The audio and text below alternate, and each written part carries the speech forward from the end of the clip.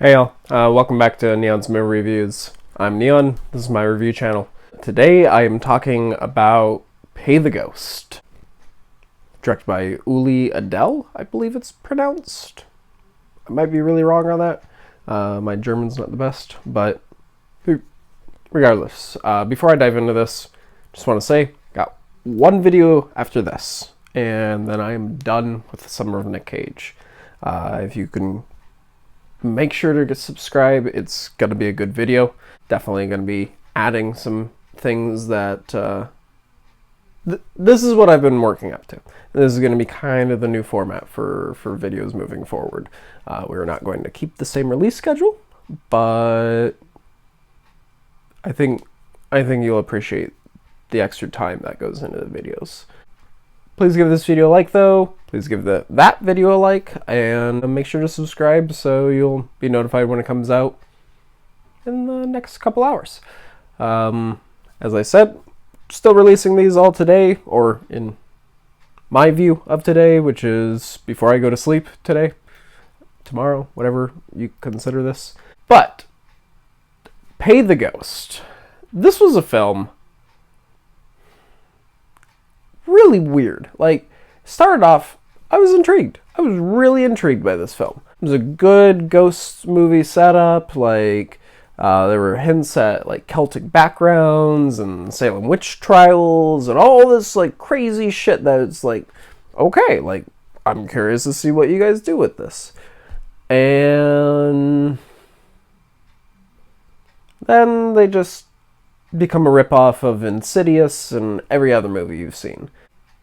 Basic premise, though. You've got, and this is what was intriguing, is Nick Cage. He's a teacher at a college. He's just gotten tenure, and basically, it's Halloween. He's been very distant from his wife and kid, and he missed like them going trick-or-treating. So he kind of shows up as they're getting home, and so he's like, hey, honey, why don't you enjoy the night, take some time off. I'm going to take him to the carnival, and we'll have some fun. We won't be too late, and we'll be back soon. And while at the carnival, kid sees some weird shit, some creepy CGI shit. That's what I want to call it, because it is shit. Why does everything have to be CGI? Anyway, kid looks up, asks his dad, or says something about paying the ghost to his dad. And then, just like that, kid's gone. Taken. Kid was holding his dad's hand. Just gone. Just gone. And that was interesting. They dealt with the fallout of that really well. Like, his wife blames him for it, as most likely you would, especially with the story that's coming along with it. He was literally in my hands. I don't know what happened. He was just gone. No one knows where he is. Yeah,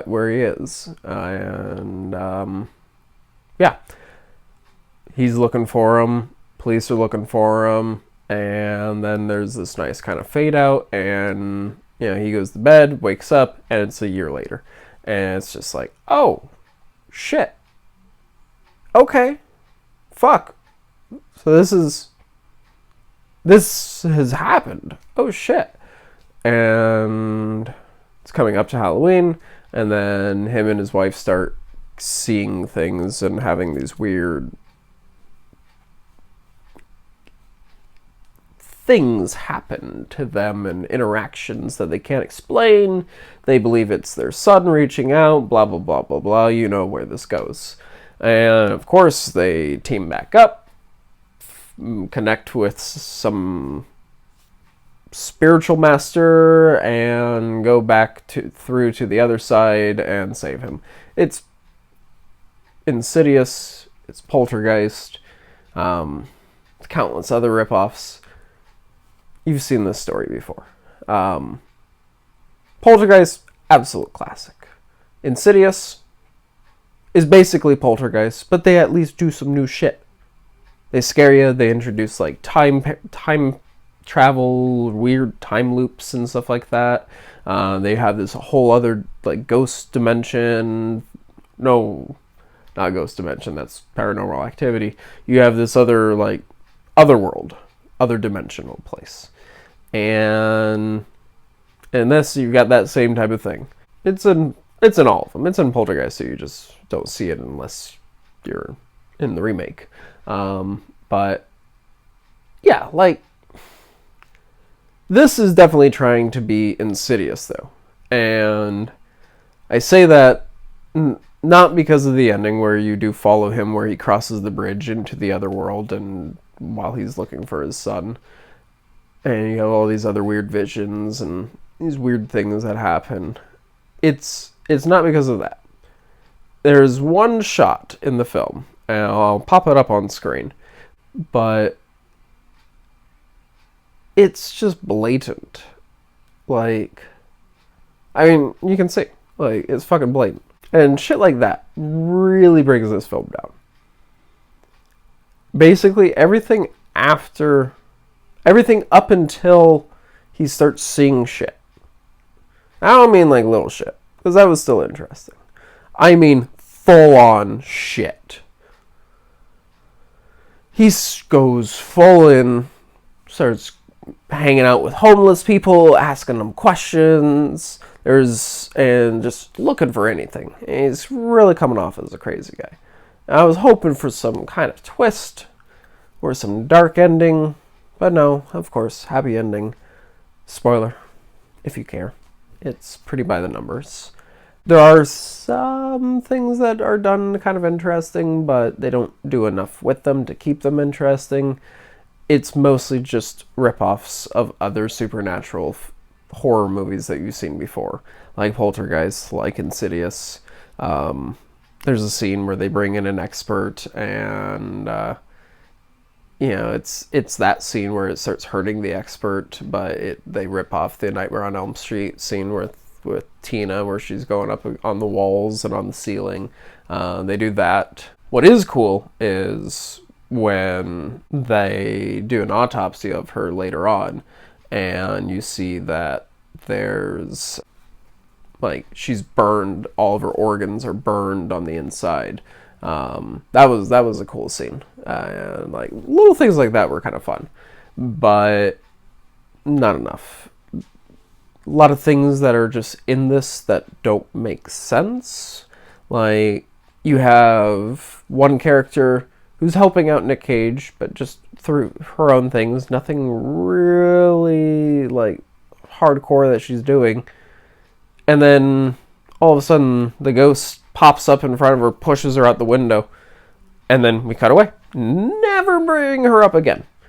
And then comes back at the end of the, like, mid-credits stinger as, like, a tease for a sequel. And it was just like, what? I forgot this character even died. Like, what the fuck? And you have shit like that.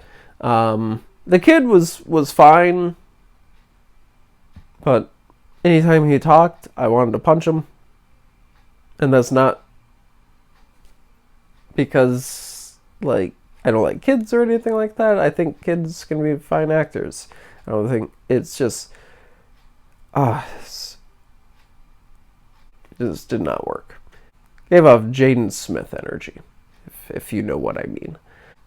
Yeah, this film, I wouldn't really recommend it. It does have one really fucking hilarious scene.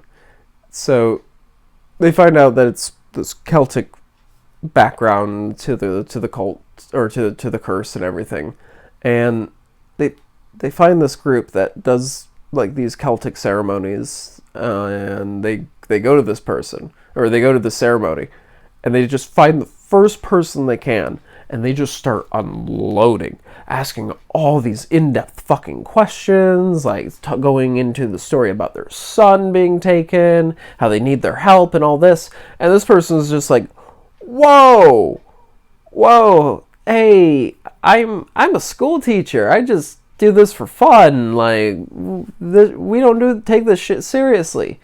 And then they're just like, oh, I'm so sorry. I'm so sorry about that. Like, it's just that we're really desperate about because our son was taken, blah, blah, blah, blah, blah, blah, blah. And then she's immediately just like, oh, well, and and she just starts rattling off information. She's a fucking expert all of a sudden. And it's just like, what the fuck? You had this hilarious little bit in there that you just destroyed and made something ironically equally funny, but for different reasons. Not gonna totally bash this film. It did its job well. It's just an overuse of CGI, those like weird shots from like It, where it like just quick zooms in on the face and shit like that. And yeah, it's just a ripoff of a lot of other movies you've seen before. And then it's got the balls to give you sequel bait. If this film was made in a different generation, like the 80s or back, I would probably really appreciate this film because of its use of practical effects, and probably would have taken its time more with the scenes, done less quick edits. But because of when this film was made, it was just made cheaply, and it shows. I cannot recommend this film.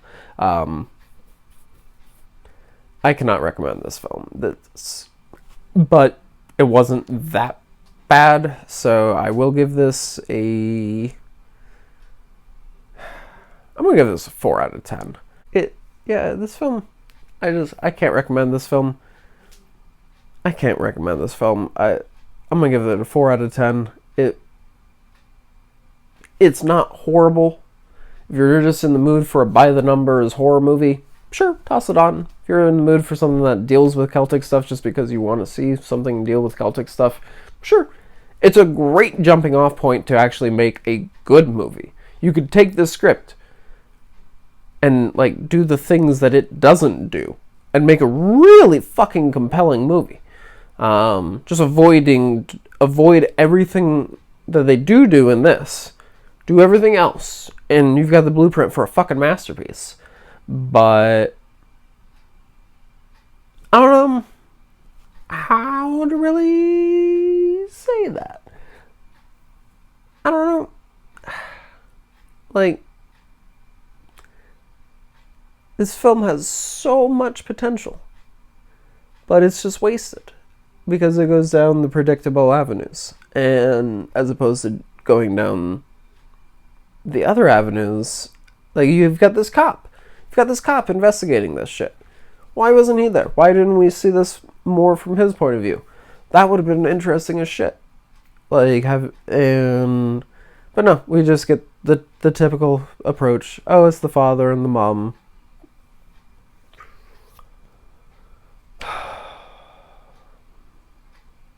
I'm glad I'm fucking done with the Summer of Nic Cage.